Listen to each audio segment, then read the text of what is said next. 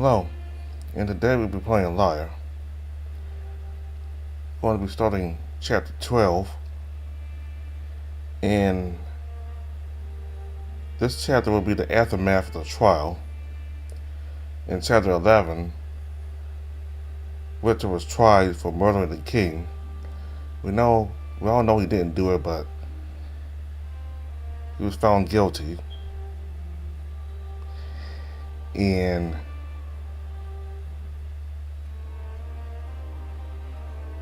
right after he was found guilty, Tigran gave him a vision that showed Adris was the one who killed Raynar. Yeah, Adris was the one who killed Raynar. He killed his own father. So he attacked Adris afterwards and shouted that he was the one who killed King Raynar. A guard knocked him out, and that's how chapter 11 ended. So we're going to go to chapter 12 now and see the aftermath of everything. I wonder what kind of sentence he's going to get now that he attacked Adris. Is he going to go to the worst part of the castle, or if he's about, well, maybe even might consider a death penalty, maybe, I don't know. I mean, it is a serious offense to attack a king, so anyway, let's see what's happened.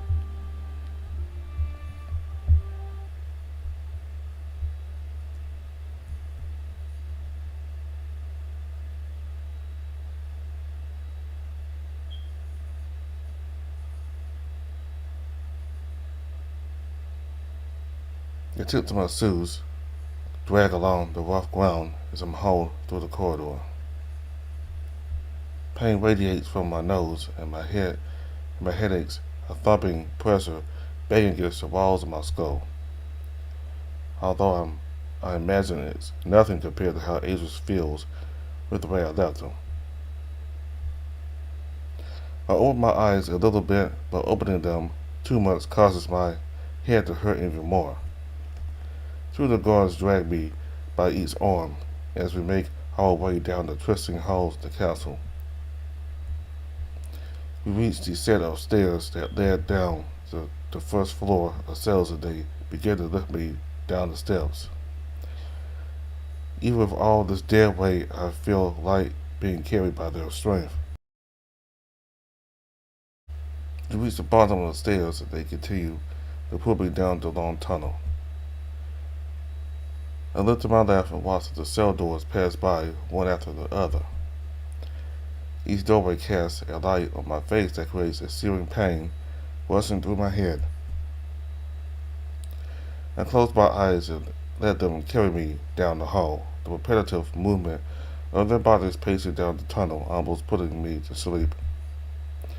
One good punch to the face is how much it takes to help me realize just how tired I really am. I can faintly hear the cell door swing open, and before I know it, I'm dragged around the corner and thrown against the wall of the bed.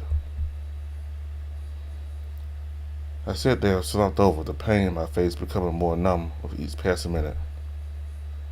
The guard who threw me onto the bed begins to take the shackles off my wrists and throws them to the side when finished. After that, they take the shirt I'm wearing and bring it up and over my head, my arms sliding through the sleeves. I'm tossed to the side. I feel a cold wind on my upper body. He then grabs my forearm tightly and brings it up into the air, almost pulling me out of my seated position.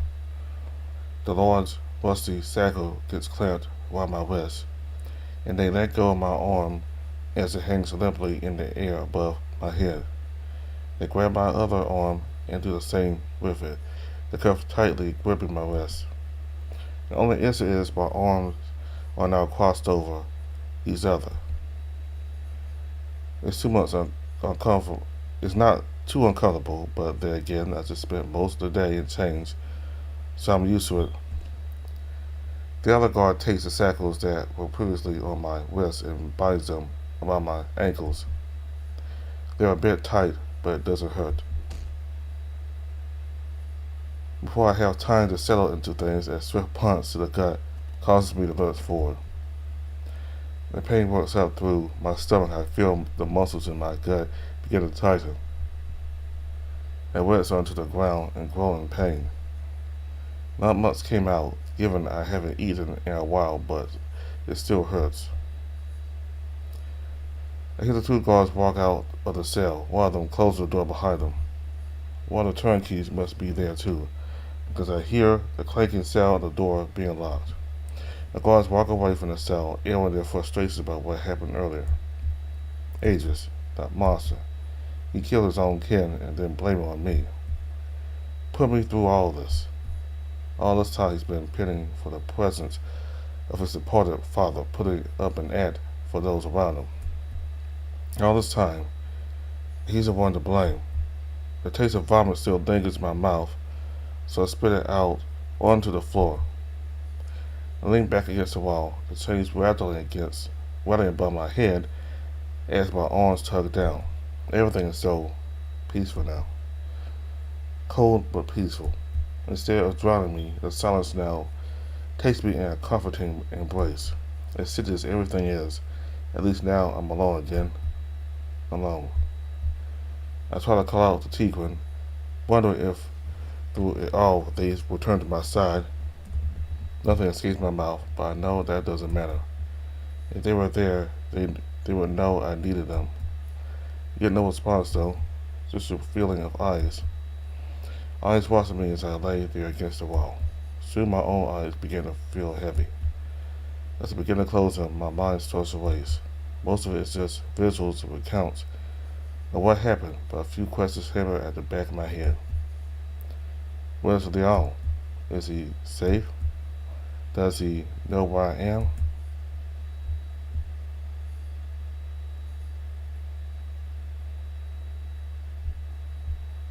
What's going to happen to me?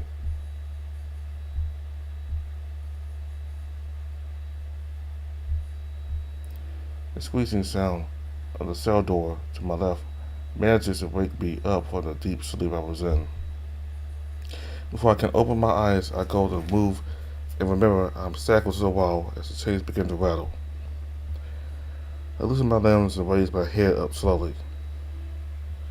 My eyes struggle to adjust to the light, but judging by the saddles on the floor, it's sometime around noon. I can't tell how many days have passed, but it feels like I've been asleep for a long time. The floor beneath my feet is terribly cold, but the rest of my body feels stable. However, a chill runs up my body as I hear the sound of hooves in the doorway. Light on his feet, Aegis walks halfway into the cell and starts turning to stare at me. Seeing his face ignites a fire inside of me, and I struggle in my chains. He doesn't say anything at first. He just stands there, arms crossed. There's a large bandage wrapped around his head, covering the part where his antler should be. Not only is the antler wound bandaged, but there is a part of it that has been placed on his nose, most likely to cover up the gas the chains gave him. Looks like he had bandages for a while.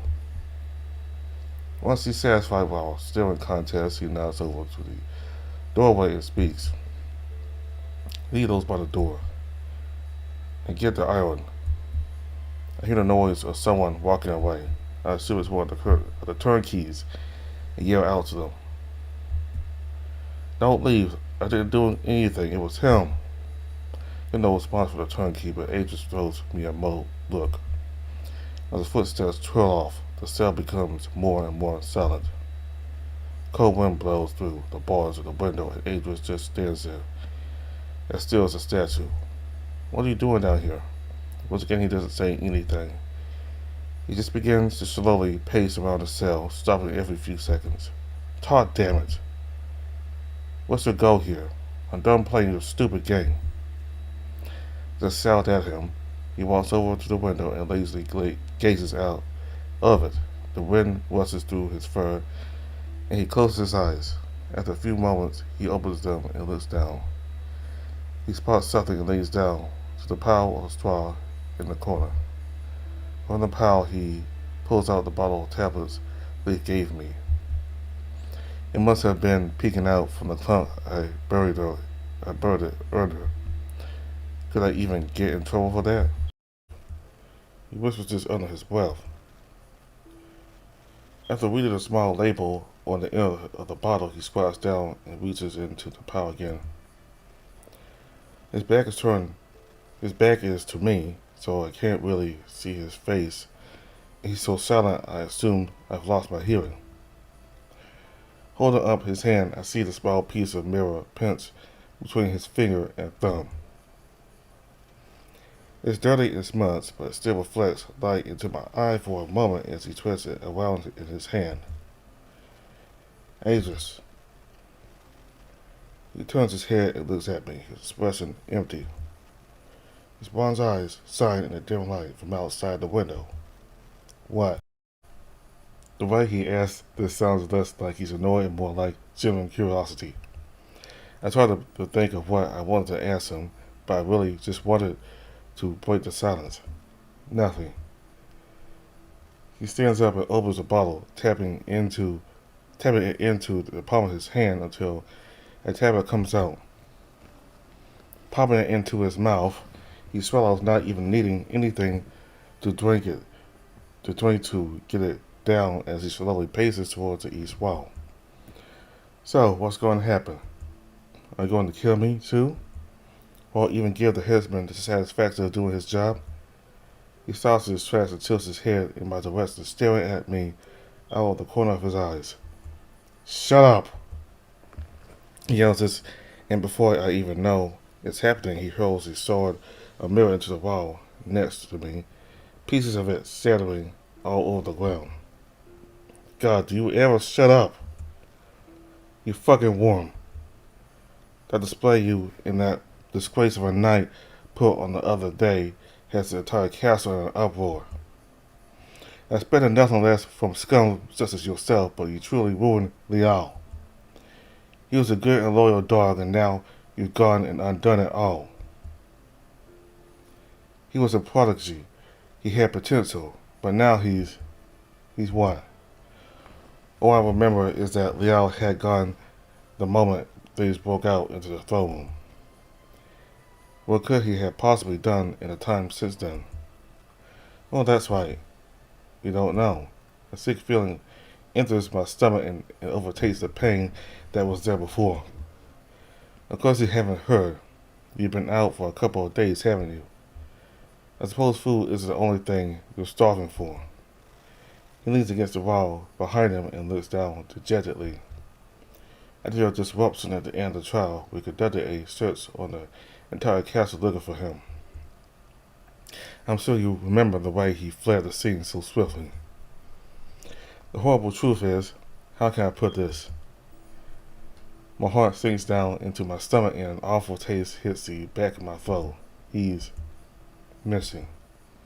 My entire body relaxes, my arms going limp as they dangle from the chains above. I see a smirk stretch across Aegis' face and the anger swells within my body. You're sick. His leer dissipates and he continues to explain. Yes, he's nowhere to be found. The guards looked all over the castle, he hasn't turned up. And to hear his voice waver a bit at the end of his statement, and I'm reminded of the fear in his voice when Lyre disappeared from the trial. The way he shouted over and over for the guards to find him. It was terrifying watching him freak out like that. Sorry to break it to you so bluntly, but he's left you. He leans in, his twisted smirk appearing once again. I let out a short laugh and Aegis leans back, somewhat stunned by the reaction. It's something funny? It's laughable, really. You have no respect for him whatsoever, yet you rely on him so much. What are you talking about? And you wonder why he's become so disobedient. If you're wondering, no, it has nothing to do with me. As much as you want to hate me, I'm very certain Lyre's loyalties changed due to you and the situations you caused. He squints his eyes at me, listening intently, but waiting for the moment to shut me up. I don't care, though. I'll take any chance I can get to insult him to his face at this point. I have a feeling you're going to have an equally difficult time keeping Elizabeth by your side as you have with Lyre. Or maybe you won't. I don't really know her. All I know is that in the first weeks of you being king, you've done an awful job. You inspired no loyalty. Lyre has managed to break out of the chain you fastened so loosely about his neck. He's merely hiding from you in the situation you put yourself in, nothing more. Good, let him hide. If it spares him from the wrath you weigh down upon him, you'll hear no complaints from me. He takes a step forward, glaring at me, with a feeling I can't really pick up on. It's a mix of emotions, but they all feel conflicted. You're a fool to think he can just run away from all of this. The Heart's cavalry will hunt him down like the deserter he is. The Heart's cavalry, the Knights Without Borders. I see a twinkle in Angel's eyes as he leans close to me, whispering into my ear. If you think me to be so cruel, then you've clearly never heard of my uncle. Uncle? Who is he talking about? Before I can get a chance to contemplate what he meant by that, footsteps stumble their way closer to the Angel looks to the doorway and glances back at me, a fire in his eyes. He walks to the entrance and addresses the person. Give it to me. For one in the corner of my eye, I see Angel takes a long object from the man. He then walks back into the cell, the figure following behind Angel quietly. They smile an old turnkey with a hood that shrouds their face from view. I can't really get a good read on what species they are, their dark paws being the only thing I can see, as they don't have a visible tail. The object in Angel's hands draws my eyes, however. It's a long iron rod with the Arjun family crest on the end. A branded iron, a piece of family history, collecting dust. Angel gently sets it down in the corner of the room, leaning in against the wall with his eyes fixed on me. The eyes of a beast on the prowl. I'm positive you've seen Sierran around here before. He gestures with the turnkey, standing close to Adris with his hands clasped together. He was once a criminal, like yourself, arrested back before my father even took the throne. Adris looks down at the old man, the pitch of his voice changing. What was it you were in prison for again? The turnkey turned his head in Adris' direction and stares at him, not saying a word. Oh, my apologies. Sierran here has his tongue removed with a hot knife ages ago. Sierran looks in my direction. I can see a bit of his muzzle peek forward from beneath the hood as he opens his mouth, revealing a set of nasty teeth. What Angel says is true, though. I can see no tongue, only the gums beneath where it would be. It's a gruesome sight, one I would rather not see. I can't exactly recall what crime warranted such a punishment, but all that is in the past now. After his sentence, he was appointed the dungeon's torturer, to which he happily accepted. Of course, under my father's reign, he was barely given any real work. A chill runs over my whole body and the fear begins to take over. Does he seriously mean to torture me? I assume my way out of this nightmare would be much quicker. I believe they were actually adopted before being in prison. Is that correct? Angel looks down at him and he nods his head. It's a stiff, inhuman movement. Their knowledge of the anatomy of different bodies is quite extensive. With how biologically diverse the people of this land are, I'd imagine that's a very impressive skill. Sierran is almost as proficient as Lyre, I would say. So you're going to torture me? He freezes, his hand falling to the side. I won't be torturing you. Honestly, were you even listening? Sierran here has been out of work for a very long time. I'm not about to take that from him. As Asia says this, Lyre wheels in a cart with all sorts of tools. I only recognize some of the more basic instruments, and seeing them makes my throat tighten on the inside. I wonder what he'll do first. Aegis walks forward and rubs his hand on my cheek, bringing it down to my chin.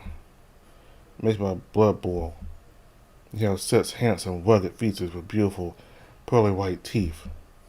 He pulls his hands away, and there's an expression on his face, much sharper than I assumed a human's teeth would be. Hopefully not sharp enough to cause Lyre here trouble when he pulls them out.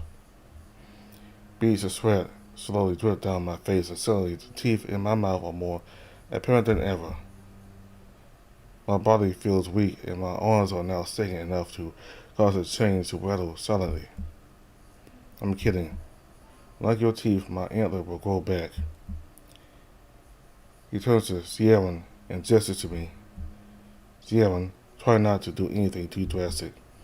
I know you're a bit rusty, so please take your time getting back into things. You're seriously going to do this? After everything you've done, you're still okay with this? After all that's happened because of you.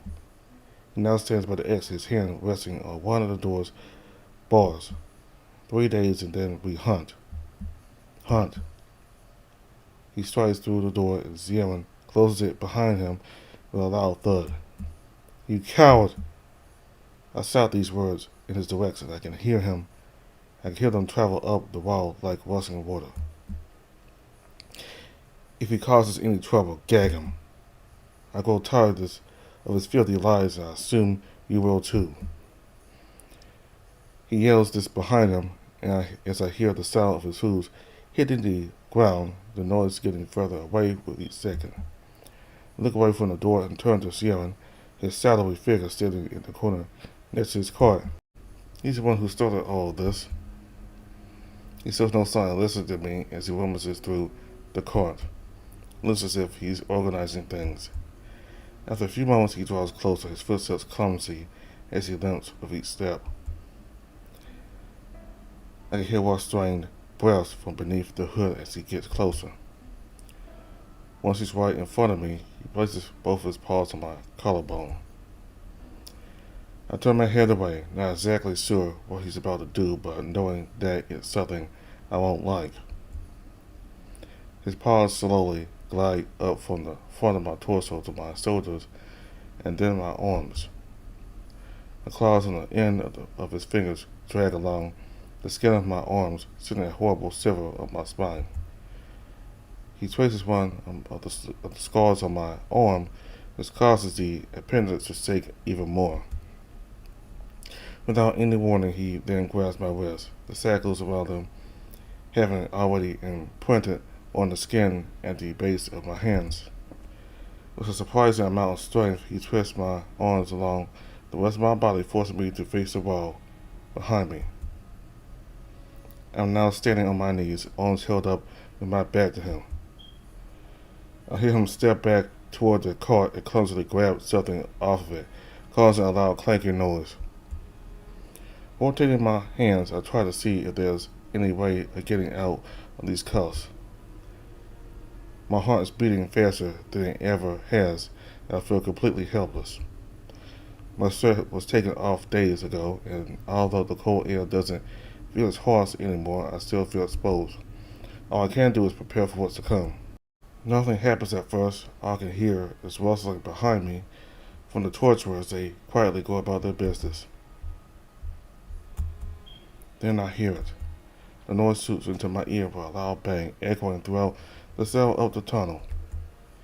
It happens again, cracking through the air like an explosion. He has a whip. No, please. I get no hint of a response. Instead, just a swishing noise of the whip as it rolls around the cell, dragging along the floor. Please. I feel tears begin to form at the corners of my eyes. Closing them, I silently cry to myself, waiting in fear for what's to come. The idea of Lyre breaking into the cell, rescuing me from this appears in my mind.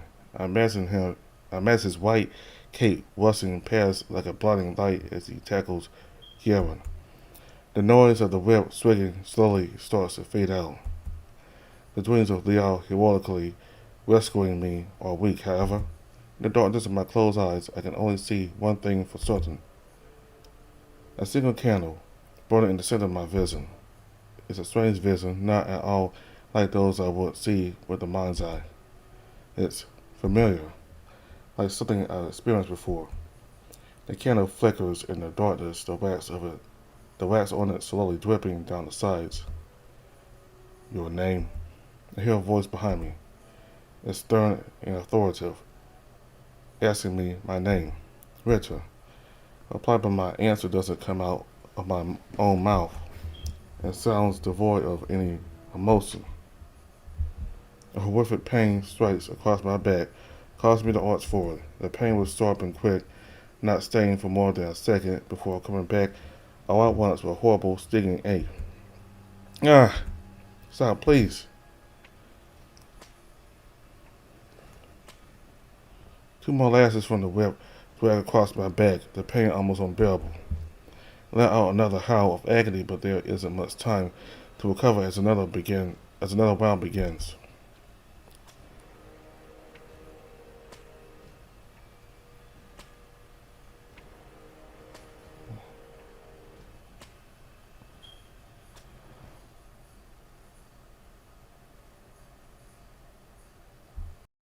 The constant barrage of pain becomes more and more overwhelming as it goes on. Each strike across my back is more painful than the last. Not only that, but the old torturer cracks the whip in the air so often that I can never truly know when he's going to land a strike. With each awful crack of the whip, I flinch at the sound of it, expecting a shocking blow to the tender flesh on my back. It slowly transitions from physical to mental torture. Through it all, visions of Adris's face invade my mind. His smug smile, those eyes that burn like the sun. The one thing that angers me the most about all of this is that he still refused to admit to his crime. Even in private, he refuses to give in. He's heard me accuse him on multiple occasions. Does he truly think I'm just guessing when I make such claims?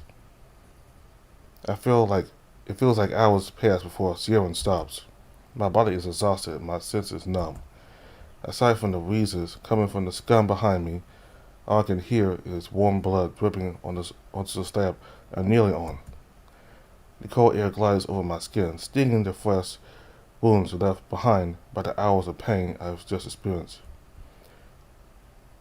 Just then, something wet and cold is draped over my back like a towel. It causes a raw pain to spread over the entire area and it doesn't stop.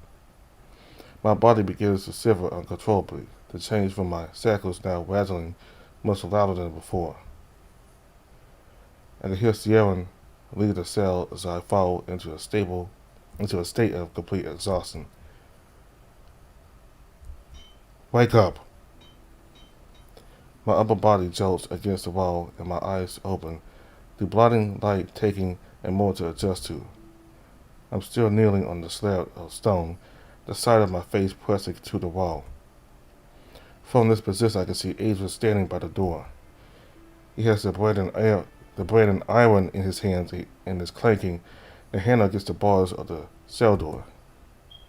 Sierra stands near him, hunched over his small cart. I groan and position my head so I'm looking down at my knees. The pain in my back is still there as if no time had passed. The cold, wet towel seems to have fallen off overnight and the crisp air rushes over the new wounds. I can't see the cuts, but somehow it's like I can feel exactly where they are just from the pain. I see Sierra really punish you. I hear Adris walk around behind me, swinging the branding iron around like a cane. I think you'll be having some new scars soon. He traces his finger along one of the scars of my arm, the hard surface of his fingertips pressing into the skin. Feeling him touch me, even with just a single finger, fills me with a new kind of anger, especially after what I've just been through. I want to shout at him, but before I can try to work up the courage, he stops, touching my arm, and I can feel two paws grab my wrist and body, spinning me around to face Idris. Sierra lets go, and Idris crosses his arms, gesturing to me. Speaking of these, how did you get them? These are an awful lot of scars for someone in your profession. Outrageous more than what Lyre has, or any of my guards for that matter. Although it's hard to tell with all the fur. You humans seem to bruise easily, however. I don't answer him, my mouth refusing to move. It's mostly out of anger in a non-verbal way, but no matter how hard I try, the answer won't come to me. Idris takes the long metallic rod and swings it into my leg, and I can feel it collide with my bones through the thick flesh. It hurts like hell. I let out a sharp yelp. Answer me. I can't remember. He throws back his arm to swing again. Okay, fine. I was a poor kid on the streets of the capital, okay? I got in a lot of fights. He lowers his arms, pacing over to the window and looking out of it. A typical answer. You're lying. That makes two of us. Who are you? Why were you chosen for this? Why you of all people? I'm just me, Ritter. No. You're Lord Ritter, ambassador from the kingdom of Aaron. He shouts this in a mocking tone as he paces about the cell. I can see Sierra out of the corner of my eye, cackling to himself. Of course, I only see him cackling. I can't exactly hear it. A man with a background which would allow him to keep as many secrets as he liked. In the title, a position bestowed upon him for reasons unknown, one that he overplays quite often. Along with your hardly hidden obsession with the life of my father in his kingdom, and yet you still pretend to know nothing. What are you talking about? He turns to Sierra, who's watching us from the corner. Sierra, start working on that concoction already. You aren't being paid to stand around. The small man hobbles over to his cart and starts to dig around the cells on the side. I have no idea what Idris means by this, but it can only mean something bad. Aaron has kept many secrets from us, secrets that I'm very close to discovering. Through this entire fiasco, they refused to send word and our letters have been ignored. That has nothing to do with me. Yet you know something that I don't. And if you ever want to see your precious knight again, you're going to tell me what it is. Sierra is now carelessly mixing an odd-looking paste in a bowl, the cart he's resting on clattering as it shakes from his movements. You won't let me see him again regardless of what I tell you. You're asking the wrong person the wrong questions. So kill me and be done with it. Your father and I can sulk over the situation you've thrown this kingdom into in the afterlife. We can share a good laugh as we watch you fumble your way through your reign. No, you will not sulk. You will not grovel or ask me for death. It leaves the burning iron against the wall again, the old metal dimly shining in the light from the window. He walks close and hisses to me in a hushed whisper. Were you not listening at all throughout the whole trial? I'm now thoroughly invested in this little game you've been trying to start. Because of you. I thought it had ended once the trial was over and I gave you a sentence. But that clearly wasn't the case. I now realize that this was only the beginning. The first round, if you will. He bends down, looking into my eyes at eye level. It's also given me time to think. I don't like you very much. Not at all, really. For the moment you walked into dinner that night, I merely saw you as an annoyance. But I realized that you posed a great opposition to me. It brings me gratification. He stands up straight, his cape falling down around his shoulder. You will not let your pain break you. Your game isn't over yet, I will not stand for this pathetic submission. What exactly is your goal here? He gives me a soft smile. It's a smile that portrays who he really is. I see something change in his eyes, like he's a completely different person. I've taken control of my fate, and the fate of this kingdom. I've taken control of your fate as well. You may believe yourself to be in control all you like, but your life is in my hands. You'll find my grasp is very firm. In the end, I will choose what happens to you. No matter what. Angels backs up to the wall and leans against it, his legs crossed and his hand gently twisting the handle of the branding iron. Sierra, are you finished? There's been silence in that corner of the cell for about a minute now, and when I look over, I see Sierra cradling a vial in the palm of his hand. He nods and walks over to my left side, standing silently and looking at Aegis for orders. This is your last chance to tell me everything you know, or else what? I say this looking at the vial, knowing that it probably has something to do with it. Sierra has just completed working on a decent amount of a very potent hallucinogen. I'm not sure if you've heard of it before. It's called Weeping Dragon, a Druidian recipe. In small doses, it's not as harmful, but with the amount Sierra has prepared, Sierra holds up the vial, rotates it in his paw, the contents sloshing around on the inside. It's a thick purple liquid with hints of green and black swirling about. Unlike the medicine Leaf gave you to ease your pain, this won't be administered with as much care. This dose will leave you in total agony. I go up at the sight of it, and it feels like there's a rock in my throat. I can feel my heart pulsing and beating on my chest like a drum. I already told you I don't know what you're talking about. I'm just an ambassador. I was asked to do this. Commanded. I'm not a spy or whatever you think is going on. Every ambassador is a spy, and treason is what draws the line. Is that your final answer? Sierra grips the vial tightly, stepping closer to me. Please, I'm telling you everything I know. Give it to him. No, please don't. I almost jumped out of my seat, the chains above my head and around my feet rattling as I struggle. Angel swiftly turns and heads to the door. His hand clasps around one of the bars of the door.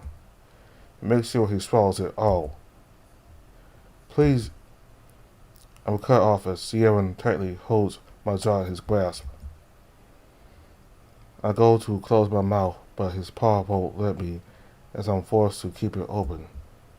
Struggling in my shackles, I try to do anything I can to keep that substance from entering my mouth.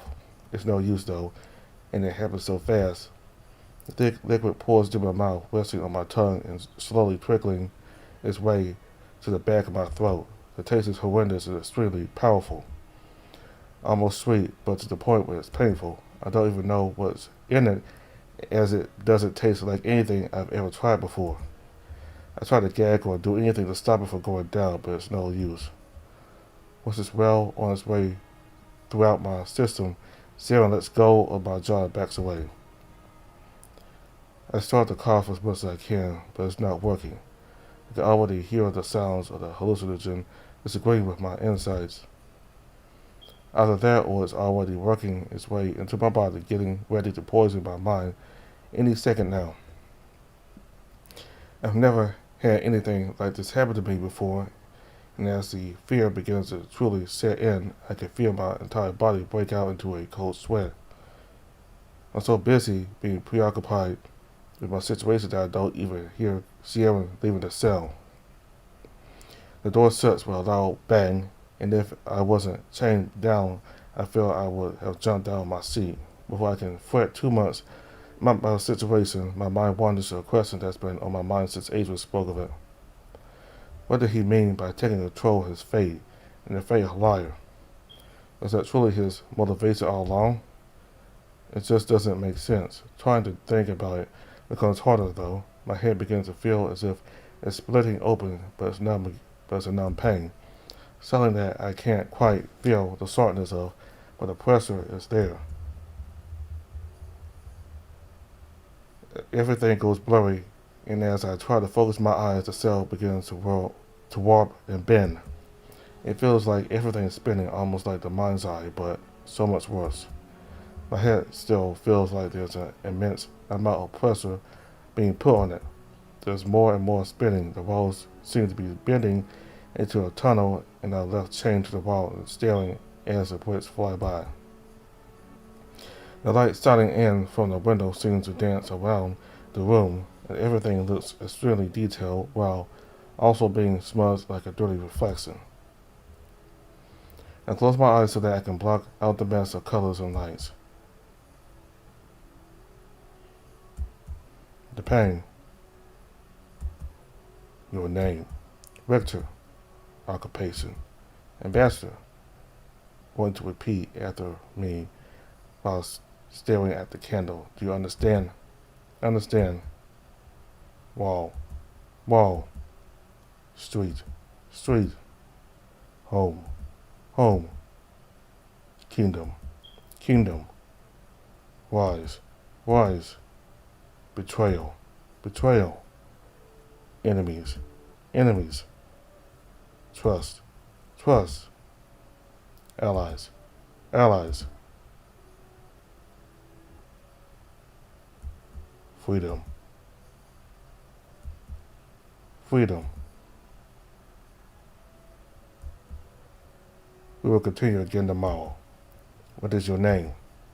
Lord Rector. The fear. So, where exactly did you come from, and how did someone like you achieve nobility? The Hunters, I'm afraid that it's not a very interesting story. I'm scared.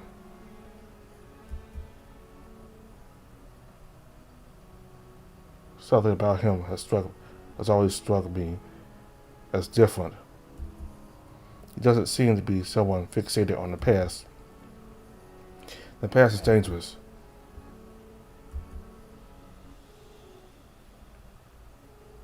For the past month, you've been becoming your own person more and more. You finally remove your mask. Freedom.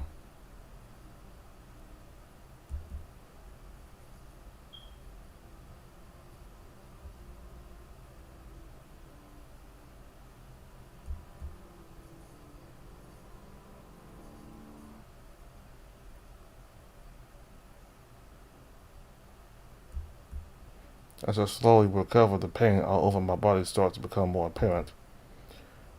From the tips of my toes to the very core of my skull, everything is deep, constant agony. Letting out a deep groan, I open my eyes to look around the cell. I think a day has passed, which I wouldn't be too upset about if it wasn't for the fact that it only means there's more suffering to come.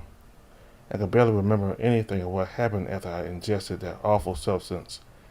It's all completely lost to me, except for one thing. Hearing Lyre's soft voice is the last thing I remember. It's all completely lost to me except for one thing. Hearing Lyre's soft voice is the last thing I remember. I don't remember what he said, but even his voice felt distant like a memory. The only thing I truly remember is the pain and the fear. The tips of my fingers are numb and I still feel sleepy. It's like I didn't sleep at all. I also feel a bit confused, and I have a feeling that I will recall none of this hours from now.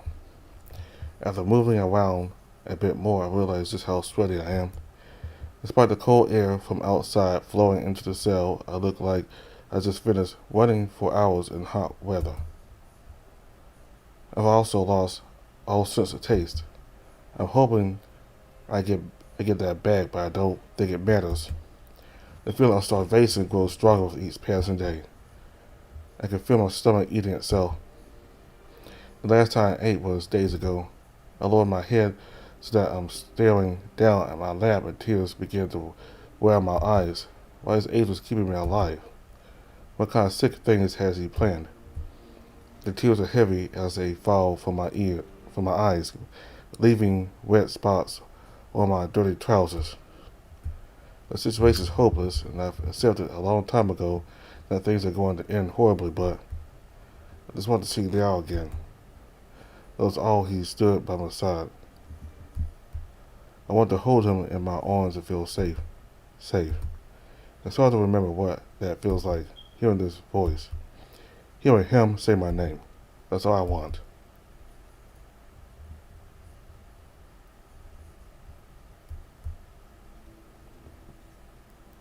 A couple hours passed and I watched the light slowly move across the floor of the cell.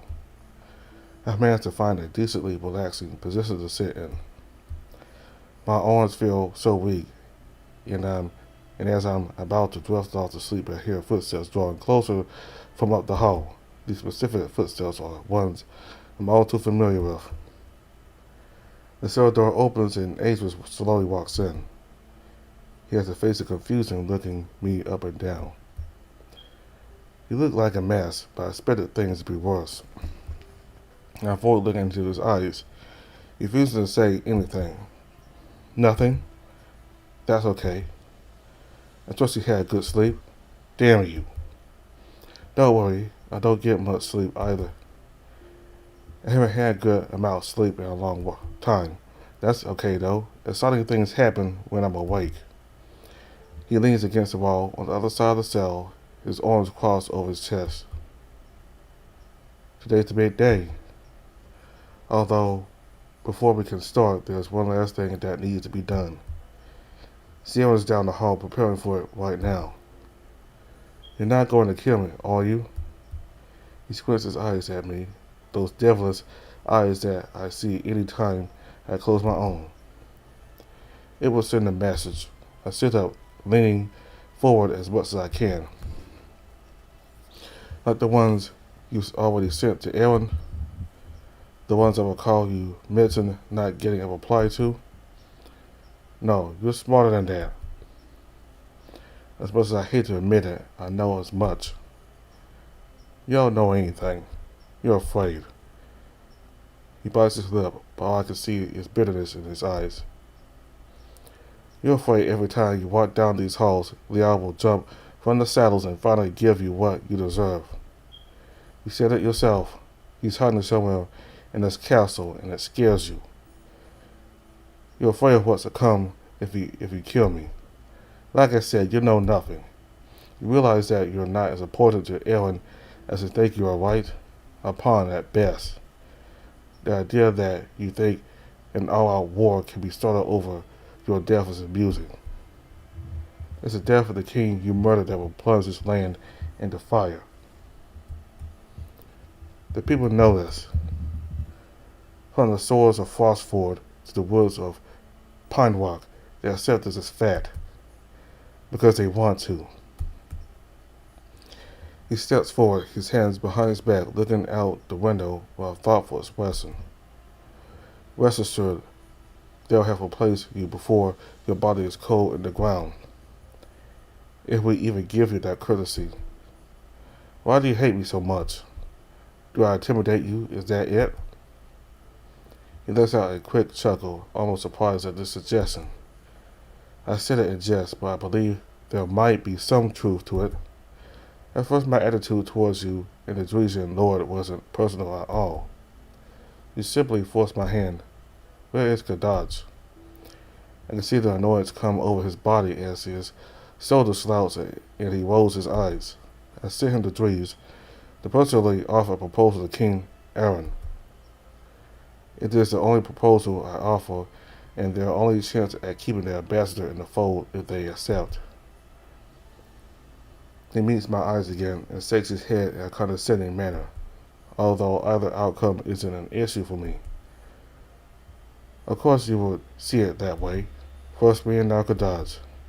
Your assembly of advisors grows smaller and smaller with each passing day. You don't care where we go, as long as we're gone. He tucks after the cell grows quiet, my last bout of shouts echoing up the hall. Don't worry, wherever you end up, I'm sure Lyre will be there to join you.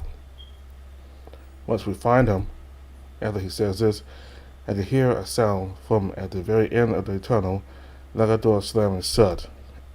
Angel hears it too, because I see him look at the door. I can see a satisfied grin stretch across his muzzle. I know something horrible is coming. Sounds like Sierra is making his way back. Hopefully it doesn't take too long. I'm sure you know what's coming. I try to think of what he could possibly be talking about, and it dawns on me. I look across the room and notice that the branding iron is gone. Angel sees me making the realization, and his smirk grows wider. You're going to pay for all this. He loses his smile and is replaced with his usual unimpressed frown. I'm going to kill you for everything you've done. I swear. He continues to just stare, almost like he's frozen in place, and after a few seconds pass, he finally breaks his silence. I'm waiting. I start to clench my teeth out of anger, wanting to yell and scream at him, but he continues. Besides, you only assume these things. You have no way of actually proving it. It's a baseless accusation, nothing more. He wore a leather cloak. His mouth was slightly ajar as he freezes in place, but he quickly replies, Lots of killers do. I'm sure you look wonderful in it. He walks across the cell to the door, getting ready to open it for Sierra when he arrives. I know he's just trying to look like he's annoying me. I try to think of something else to throw his way. When he killed him, he didn't have his antlers. Smart. It would be a dead giveaway if he was seen with them. I assume the antlers you had grown were actually temporary prosthetics. You made a wonderful point at showing them off to me earlier in the day, thinking I wouldn't notice. I bet that oil leaf gave you had gone completely untouched until now. I didn't notice it at all. I didn't notice it at first, but if it wasn't for Tigra's gift, I doubt I would have ever figured it out. I think I finally convinced him that I know, but when I look at him, it's not apparent. He's not looking at me, but I can see the confusion on his face. Interesting thought. You know more about deer than I expected. I failed to see your point, though. I could hear the slow, hobbling footsteps get closer. It sounds like Sierra is a few cells away. When I start to lose hope, it's then that the idea dawns on me. There's one thing that nobody in the trial was able to guess. Something nobody thought about except for me, because they all assumed I was the killer. How he escaped. I close my eyes and concentrate as hard as I can. Please, Tigran, if you're still there, grant me the strength needed for this one last time. It worked. Judging by the fact I'm standing and not on the floor, I assume I'm seeing this from Aza's eyes. They're blurry and well with tears, which makes it hard to see. His heart is beating almost as fast as mine was earlier. Angel turns away from Rhino's body, and I can scan the room. I see it. A small panel has been pushed open on the framing of the fireplace. Behind where the panel should be, I can see a small crevice, not too big, but not enough for someone to squeeze through. It's a tunnel behind the walls. The walls inside are extremely dusty and old. It looks as if nobody's used it for ages. Angel walks towards it, his legs weak. This is it.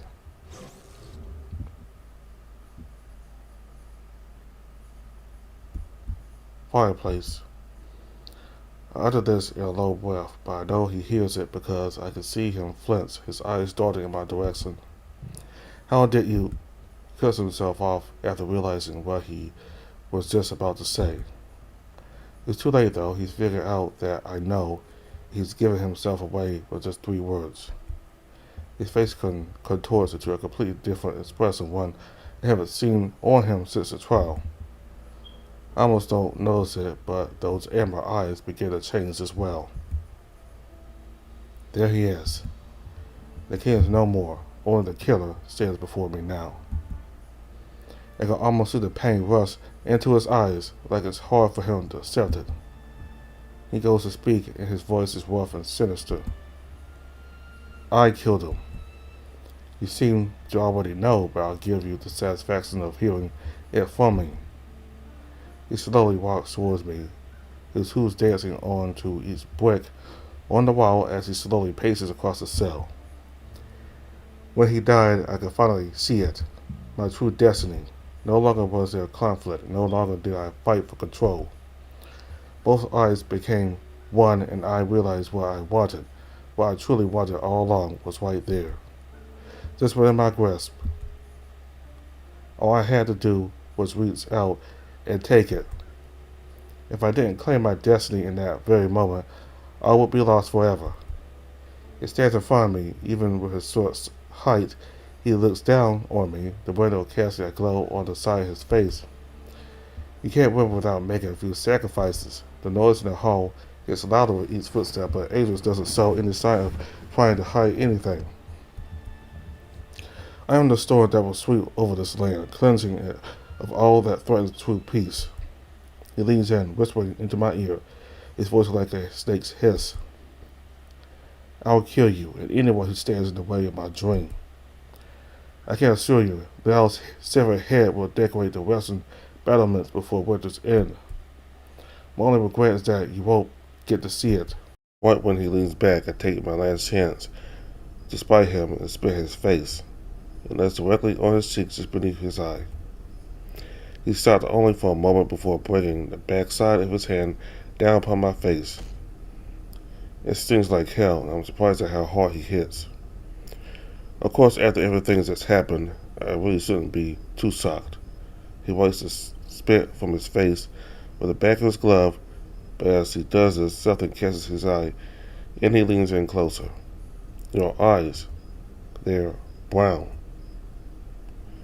While recovering from the heavy blow to my face, he runs over to the cart Sierra used, and he grabs a long rag off of it. He rushes back over to me and wrenches my jaw open, severing most of it into my mouth and down the back of my throat. He's surprisingly strong, and I try to yell, but it comes off muffled. I then go to bite down on his hand, but the cloth is already bunched up in my mouth. It then ties the rest of the long rag around the back of my head, finally gagging me.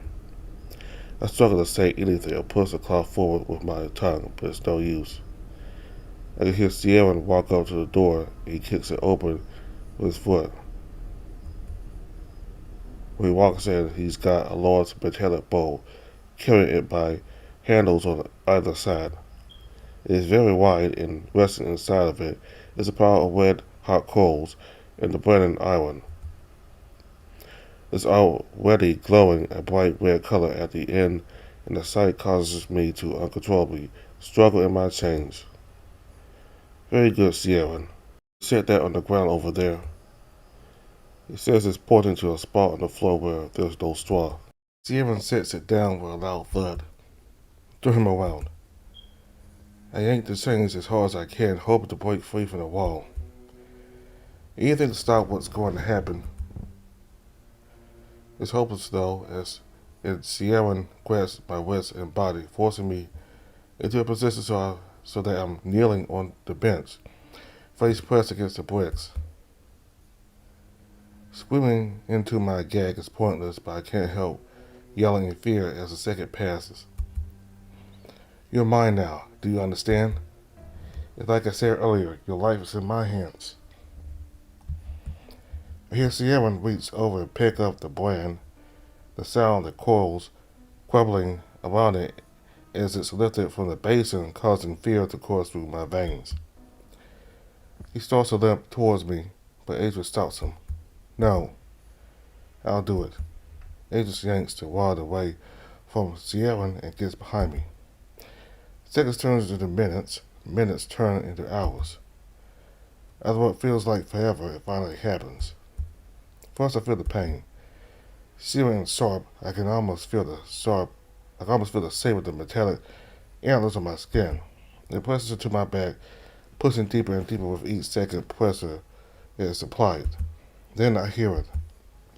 The sizzling noise enters my ears, which gets louder the more the more it goes on. I can almost hear the skin ripple as it burns away, the brand pressing harder into the flesh beneath the surface. Finally, I smell it. It's something I've never smelled before, but I've heard how awful it can be. The horrible smell of burning flesh overwhelms my senses. In fact, the effect this terrible act has on my senses is so great, it completely drowns out the sounds of my muffled sobs of pain. At least from my perspective, I know in my bones that Aegis is taking it all in as much as he can. That's what feels like minutes, but was most likely a few seconds. Aegis lifts the bread away from the center of my back. At first there's relief, but quickly turns into a wild pain as the cold air rushes over the wound. See, that wasn't so bad. It even made sure it was centered. Sharon gets behind me and positions me so that I'm now facing Aegis. I try as hard as I can to not lean my back against the wall. Go and get the guards. We need to get him outside on the walls before sundown. Outside. He's finally going to have me executed? It's an easy assumption, but why the walls? Sharon leads through the door and slowly limps up the tunnel, a wheezing chuckle exiting his lips. Aegis turns back to me, but instead of looking smug and frustrated, all I can see is an inattentive expression. It's a portrayal of what I've experienced in the past several days. It sends a chill up my back. It looks like the face of someone who just woke up after a long night's rest. Where I can hear the guard's footsteps coming up the hall at a much faster pace than Sierra. Aegis hears them too and goes to the door, opening it and walking through. Get him ready and bring him to the wall. Someone tell the executioner to saddle his horse. The guards enter the cell, one of them standing by the door, while the other walks up to me. I recognize them as being the guards from before. They reach down and undo the shackles on my feet. And taking those off, a wave of relief washes over my ankles. I hadn't noticed just how much the clasps had been resting on them. Reaching up, the guards grasp the wrists of each of my arms one at a time and removes the cuffs. I let my wrists fall into my lap. The feeling of being able to lower my arms is like heaven. Examining the skin, there's deep red marks on each wrist where they cut into the outer layer of flesh. The other guard throws me the shirt I was given before the trial and it lands into my lap. It's cold there, but after watching it lay on the floor for the past several days, it's to be expected. Put that on. I do as they say, lifting my arms to slide the shirt over my head. As my shoulder blades bend, I can feel the skin of my back stretch. The frustrating wound still stings along with the lacerations from being whipped. As I slide the shirt over my head and down my torso, the cold cloth torments the wound at first, but the pain slowly goes away. Once the shirt is on, I attempt to stand up from my seated position. My legs wobble at first, but they're still pretty strong. The other guard has already left through the door and started walking up the tunnel. The guard by my side grabs the chains on my shackles and turns me in the direction of the door. Walking hurts, but it doesn't feel like the pain will last. I can't afford to be slower either because the guard leading me isn't taking his time. We walk at a fast pace of the tunnel, approaching the stairs quickly. As we make our way up the hall, my mind keeps going back to something odd. Aegis is hiding something. Not the identity of the true killer, but something else entirely. The way he acted back there was stranger than what I expect. The light from one of the windows in the cell that we passed blinds me for a moment as the setting sun shines through. I imagine we are leaping out from one of those empty cells and cutting down the guard where he stands. Whatever happened after that, though, we'd never make it outside of the castle. It's a stupid thought, but one that I want to cling to. We reach the stairs and the guard practically pulls me up them. My thighs are starting to ache, but I push past it. At this point, I just want to reach our destination and figure out what's going on.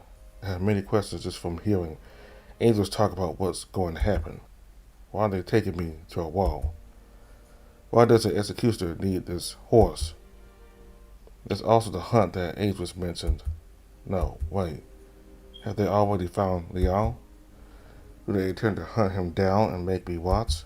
No, they can't do that. I won't watch. They're going to have to force my eyes open. I just have to hope that if they did find Lyre, Idris would have welded in my face by now. At least that's what I think he would have done. None of this makes any sense. It's like a twisted dream. The guard leads me down the corridor. We make our way to the western walls of the castle. There's crates and barrels lining the walls and plenty of storage closets. There are a lot of bows as well. Long bows, short bows, and even a few crossbows. I see rooms where the walls are lined with weapons of all kinds. Spears and swords rest on racks and seals leans against the walls. We even pass a few guards on the way, and they look at me with disgust. I try to avoid their eye contact as much as possible while still looking at my surroundings. However, there isn't much else, and soon we reach the end of the curved hall. Light shines in through the thin window. I can tell we're close to the outer walls of the castle. A guard opens the door, and I'm turned outside. Once my eyes adjust to the bright light, I look around. We stand atop the walls of the outer bailey of the castle. Looking over the edge, I can see that we're not actually too high up, which is a good thing because I've never been a fan of high places. The sky is filled with warmth as large pink and orange clouds consume the sky above the western mountains.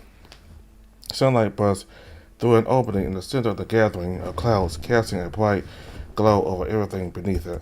Snow covers part of the grassy field below, and patches of purple flowers line the area around the walls. The guard behind me pushes me forward, and I begin to make my way down a long, narrow walkway. There are soldiers standing in formation at the edge of the wall, their capes blowing in the cold wind. They don't look at me, but instead look over the walls or chat amongst themselves. It's certainly better than having everyone's eyes on me. Look ahead of them, and at the very end of the wall, just before the stairs leading above the western portcullis, I see Idris and Elizabeth. The rest of the northern nobility are seated in chairs behind them. They talk among themselves, but I don't see Lord Galen or Braden. It's only the ones who decide I was guilty. As I get closer, the guard leading me stops and pulls me back, stopping me from going any further. There's no barrier on this part of the wall, the floor beneath my feet leading directly off the edge. Even with his small stature and missing antler, Idris stands tall and proud at the top of the wall. His cape blows in the wind behind him, the golden light from the sun making his fur glow with a bright, warm color. Looking at him, you wouldn't think he just had someone tortured for days on end along with participating in the act. Well, look at Lyre, sees the exact opposite of Idris. Aside from her perfect posture with her head held high, I can tell she's tired. After everything that's happened, I don't blame her. Her eyes are sad and most of the color in her face is gone. Her long auburn hair whips about as the wind picks up, the light making it shine a ruby color. I want to yell out to her and scream the truth. The gag in my mouth makes that impossible, but I know it wouldn't matter even if I could. It would just put her in more trouble and place a target on her back, and visit her standing in the same place as I am, getting ready to die. It makes my insides roll in pain. That's not what I want at all. I just wish I could tell her to get out of here and run away from it all. Idris begins to walk down the stairs, throwing his cape behind his shoulder. He raises his hand, and the guard holding my chains positions me so that I'm facing west, standing near the edge of the wall. Do they mean to kill me by pushing me off? A fall from this height wouldn't kill me, let alone harm me in any way. My legs might buckle once I hit the ground if I don't roll, but other than that, I've jumped from heights like this before and been fine. However, my muscles aren't as strong currently. Angels reaches the bottom of the stairs and gestures to the hills and mountains beyond. Lord Winter, you were found guilty of the murder of the king, along with many other crimes. For this, you have been sentenced to die. He turns back to me, a soft smile on his face. However, the laws do not decide how my father's killer dies. He walks up to me and rests his hand on my shoulder, standing by my side and gesturing to the hills. You don't deserve a beheading.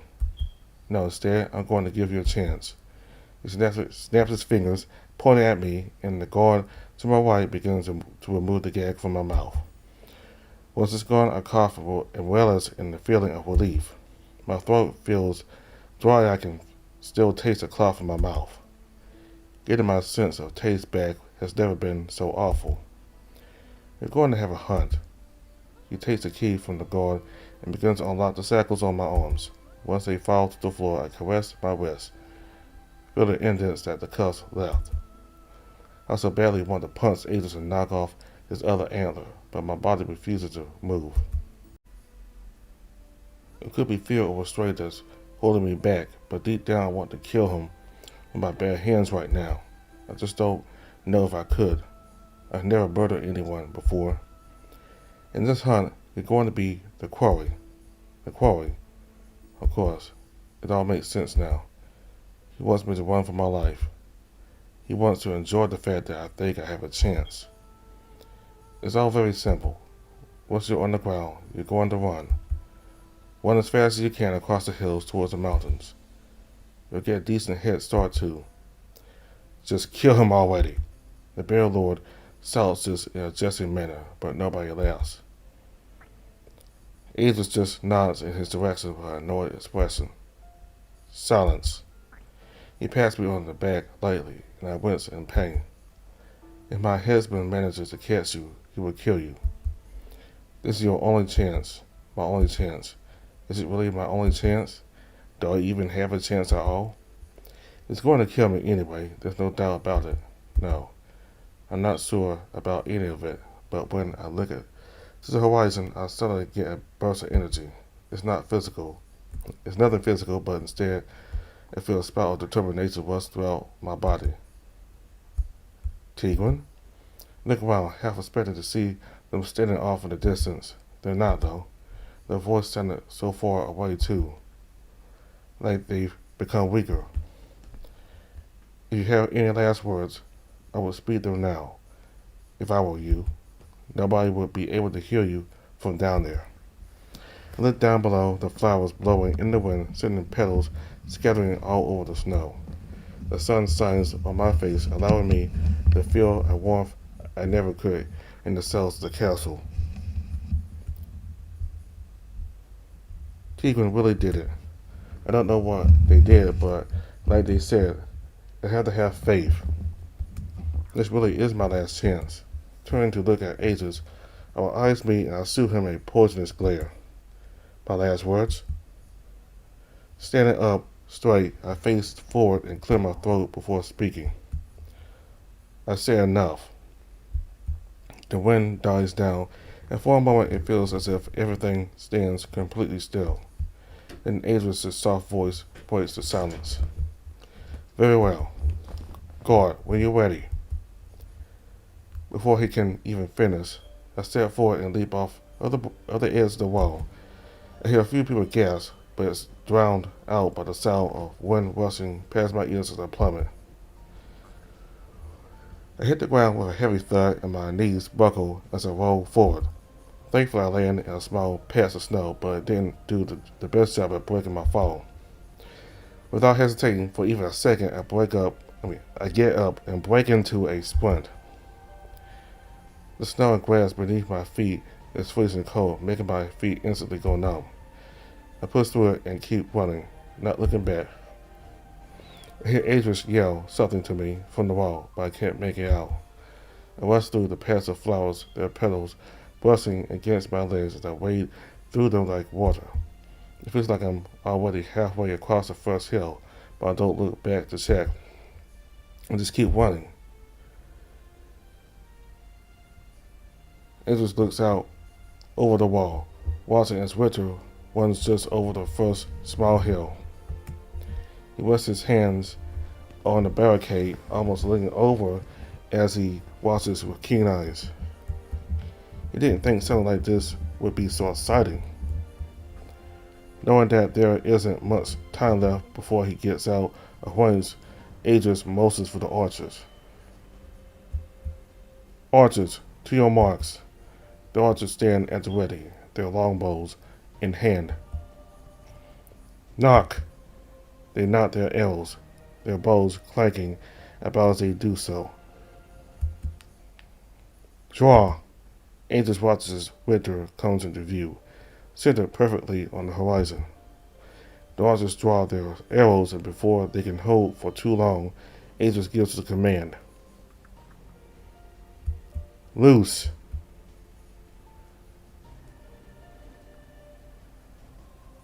Just as I make it past the snow, something swiftly flies through the air behind me, landing a few feet to my left. It's an arrow. It's followed by more arrows landing in my general area. One of them landing a few feet in front of me, causing me to stagger to the right. That bastard! He's having his shoulders shoot arrows at me. I don't stick around to wait for another volley as I pick up my pace, trying to run even faster than I was before. My arms and legs are in so much pain, and the bottoms of my feet are on fire. I can feel the cold air rushing into my lungs. It stings like hell, but I keep running. Aegis watches as the arrows land near Winter, each one narrowly missing him. And once the energy goes up his spine as it happens, and he turns to Liz, who is now by his side. She watches with a nervous expression, but he disregards this. Call for the headsman and tell him to begin riding out. I want to make sure he doesn't get too far away. Right away. Liz turns away to go and relay the information to the guard. Before Aegis can prepare his archers to let loose another volley, he notices that she stopped and is now staring over the edge again. This time, however, she's looking at an area just beneath the wall with a quizzical expression. Elizabeth, I'm not sure if you know, but that was an order. I think that order's already been carried out. Confused, Aegis runs to the edge of the wall and looks over. Sure enough, the headsman's mounted on a horse, wearing their dark cloak, having rode through one of the wall's exits. His axe rests at his side, ready to strike down with a single swing. He's riding awfully fast. Is that what you want? Her tone has a certain bitterness to it, but Aegis ignores her. Come now, Liz. This is the sport of kings. He doesn't deserve a quick death. Something isn't right. Aegis squints his eyes, watching the headsmen ride across the field, snow and dirt kicking up beneath the hooves of their mount. From beneath their billowing cloak, Aegis notices the type of horse they're riding. It's a large breed, but that made sense. The headsman is a very large man. They have a black coat, dark as midnight, and their mane is dark white. As Aegis studies the horse, he sees a flash of crimson from underneath the cape. Aegis practically raises himself off of his hooves as he lifts himself above the barricade to sail over the walls. Archers! Fire on that rider, now! The archers begin to knock their arrows, and Liz rushes back to Aegis' side, throwing her hands in the air. Aegis, what are you doing? You don't see it? Take a closer look. He rushes to her side, grabbing her by the shoulder and pointing out over the horizon towards her headsman.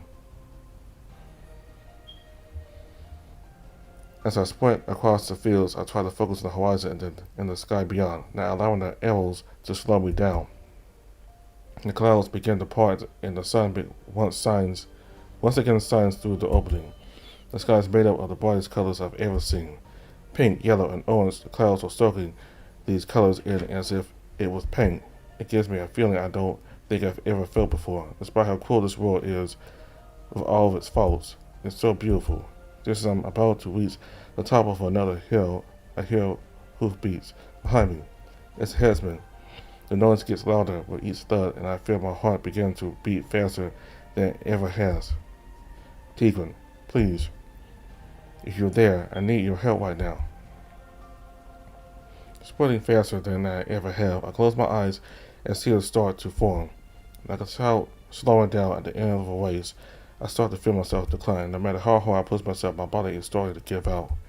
To make matters even worse, I hear another barrage of arrows fly through the air behind me. My lungs feel like they're about to burst out of my chest as I continue to push myself up the hill.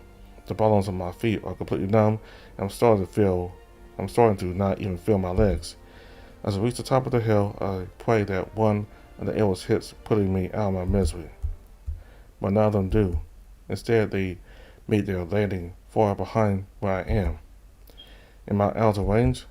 Did they simply miss? Ritter. I come to a stop and turn around. It's Lyre. At first I think I'm seeing things, but there he is, riding across the field. He throws off a dark cloak and tosses an axe to the side. It lands in the grass. Behind him with a thud, the head stuck in the ground. The horse he rides is bigger than any horse I've ever ridden. They have a black coat with snow-white hair, and as they gallop faster, Lyre leans off to the side, holding out his hand. His armor is different too. It's almost reminiscent of the armor he wore in that visit from the past. I see arrows rise into the sky behind him, and looking at his face, I know he hears them. Keep running. I follow his orders and break back into a sprint, turning around to face him every few seconds. The arrows dive into the ground around us as he rides up by my side, holding out his paw. Take it, quickly. Give me your hand. He slows his horse down slightly, allowing me to run alongside them as I reach for his paw. My fingers slip for a moment, but he reaches out further, and I manage to get a hold. I grab it tightly, and he swings me onto his horse, sitting me in front of him. Yah! He whips the reins, and the horse bolts forward, speeding over the hill. Lyre hooks me tightly to his body, and as our ride becomes a bit rough, the arrows become less frequent as we get closer to the edge of the woods at the base of the mountain. The sun sets behind the mountains, and for the first time in weeks, I feel safe.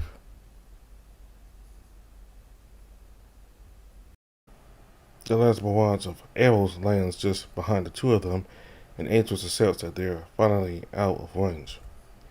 The sun sets over the mountains, casting a deep amber glow around his body from behind. He sees Liz look over at him, uncertainty on her face, but he doesn't pay her any mind. His eyes are only trained on the rider in the distance, their cape billowing in the wind as they get closer and closer to the horizon. Closing his fist, a cruel and conflicting smile stretches across his face as he clenches his teeth. The nobility seated above the portcullis are in an uproar behind them, Liz trying to calm them down. Some of them are clearly upset with the way this execution is playing out, but others try to quiet them, saying this is tradition. Angels lets out a sigh of relief and turn to Liz. Liz, the hunt isn't over yet. I've managed to bring the beasts out of hiding, and we've granted them the prospect of hope. Now is when things get interesting. Send out the Heart's cavalry.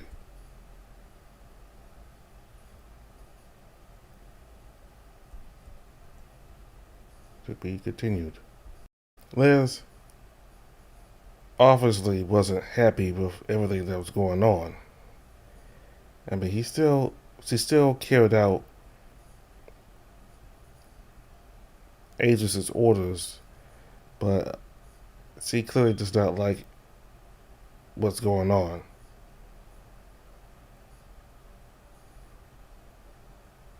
And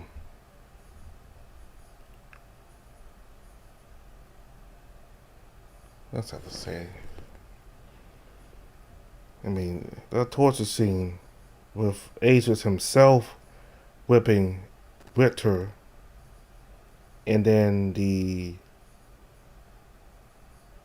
torturer himself, the one with no tongue. He can't speak, so because as a punishment for a previous crime, they cut his tongue out. So The torturer, he came out with some kind of chemical, some kind of concoction. He made Ritter swallow it, and it tasted awful to Ritter, and it made his vision go blurry.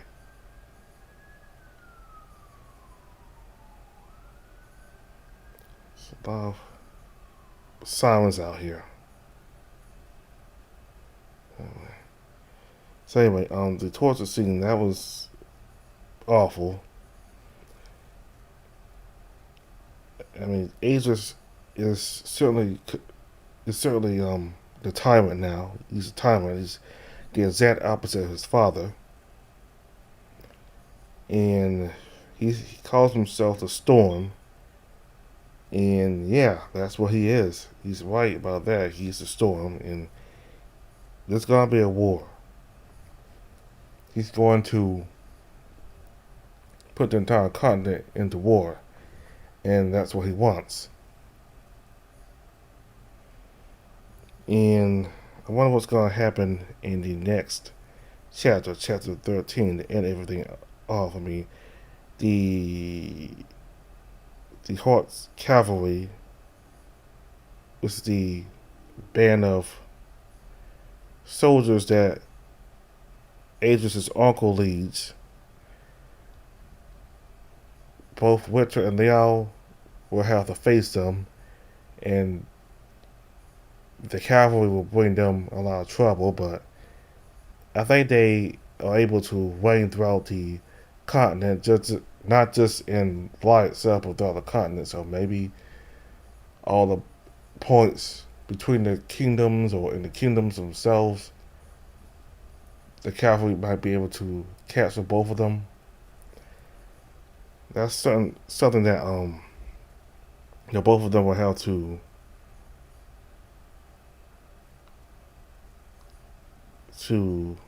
look out for the cavalry.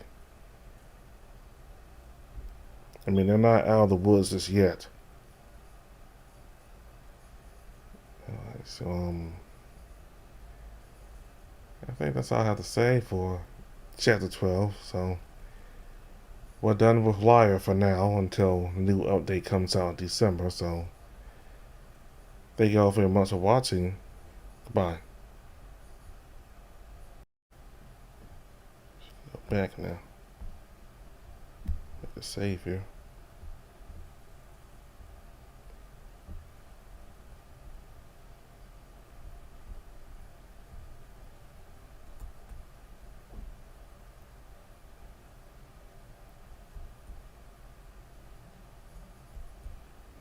Thank you for your patience.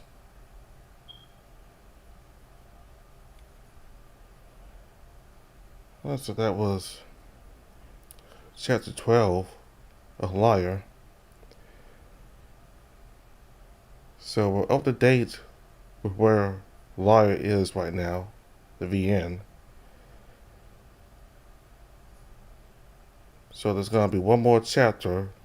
It's chapter 13, and that will come out in December. That will be the finale for the first book of Lyre. And this chapter here is like the climax, and chapter 13 will be the finale. So it comes out for the public in December. However, if you want to catch it 1 month early, you want to catch it in November, you can subscribe to Patreon and catch the update early. It's only $1.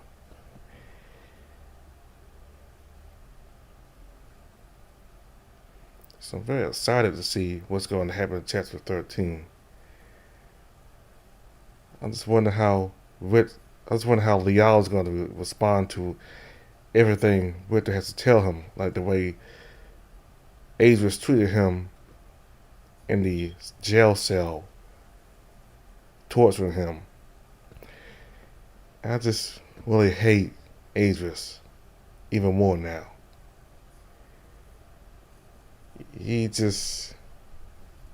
I never liked him, but he just gotten himself, he just sold himself to be even lower of a person now. He's just horrible.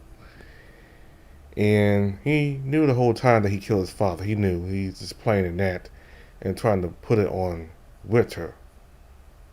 I mean, even like in that execution, when he was about to execute Richter, he told Richter that he was found guilty of executing his father when we all know that that's not true. He's the one who executed the father. That Aza's the person who's giving out the execution. He should be the one being executed, not Richter. So, in that bare noble Lord, I forgot what Grimdell or Grimdell, whatever his name is. That bare noble, he shouted out for the execution to happen. He clearly wanted Ritter dead. I think he had some part in the guilty verdict. I mean, him having the guilty verdict determined. I don't know, but anyway, all the people who voted guilty sold up, while the people who did not vote for Ritter to be guilty did not show up. Either they didn't want to be there, or for some reason, agents decided to not have them there. But anyway, the nobles were clearly not happy with the way the execution happened, with agents apparently giving Ritter a chance to escape alive. He did it for his entertainment, plus it's tradition, but mostly he did it for his entertainment. And apparently that's what made Lord Grimdell, the bare noble, get mad that the execution wasn't going the way he thought it would happen, a swift and quick one.